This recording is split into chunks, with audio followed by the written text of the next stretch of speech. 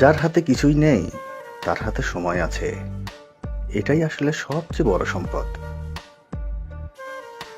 অতীত চলে গেছে, এটা নিয়ে চিন্তা করে লাভ নেই। ভবিষ্যৎ নিয়ে ভেবেও লাভ নেই, কারণ তাই এখনো আসেনি। চিন্তা করো বর্তমান সময় নিয়ে, সেটাই তোমার ভবিষ্যতের জন্য ভালো। আমরা যদি সময়ের যত্ন নেই, তবে সময় আমাদের জীবনের যত্ন নেবে। আগের নষ্ট করা সময়ের জন্য এখন আফসোস করলে এখনকার সময়টাও নষ্ট হবে।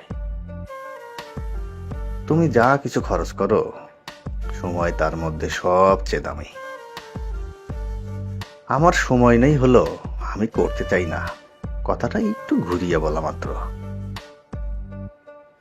যারা সময়কে ঠিকমতো ব্যবহার করতে পারে না, তারাই আসলে সময় নিয়ে অভিযোগ করে। সময় আসবে আবার চলে যাবে, কিন্তু যখন সে থাকবে তখন তার কাছ থেকে তুমি যা চাইবে তাই পাবে। মনে রাখবেন, সময় ইকুয়াল টু জীবন। তাই সময় নষ্ট মানে জীবনের অংশ নষ্ট করা।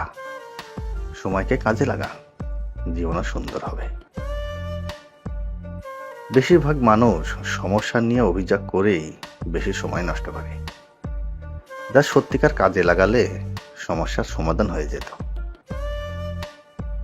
সাধারণ মানুষ সময় কাটানোর চেষ্টা করে, অসাধারণ মানুষ সময়কে কাজে লাগানোর চেষ্টা করে। সময়ের অভাব কোনো সমস্যা নয়, আসল সমস্যা হলো সদিচ্ছার অভাব। প্রতিটি মানুষের দিনই কিন্তু 24 ঘন্টায়। ক্যালেন্ডার দেখে ধোঁকা খেও না। যে দিনগুলোকে তুমি কাজে লাগাও, সে দিনগুলোর হিসাব পড়বে। কেউ পুরো 1 বছরে 1 সপ্তাহের কাজ করে, আবার কেউ 1 সপ্তাহে পুরো 1 বছর সমমূল্যের কাজ করে। যে লোক জীবনের 1টি ঘন্টা নষ্ট করার সাহস করে, সে আসলে জীবনের মূল্য এখনো বোঝেনি। সময়ের সত্যিকার মূল্য দাও, প্রতিটি মুহূর্তকে দখল করো, উপভোগ করো, আলস্য করো না। যে কাজ করতে পারো তা কালকের জন্য ফেলে রেখো না। ভবিষ্যতে যাওয়ার গতি হলো প্রতি ঘন্টায় 60 মিনিট। কেউ আবার আগে বা পরে যাবে না, কিন্তু কেউ সেখানে গিয়ে ভালো থাকবে, কেউ খারাপ থাকবে।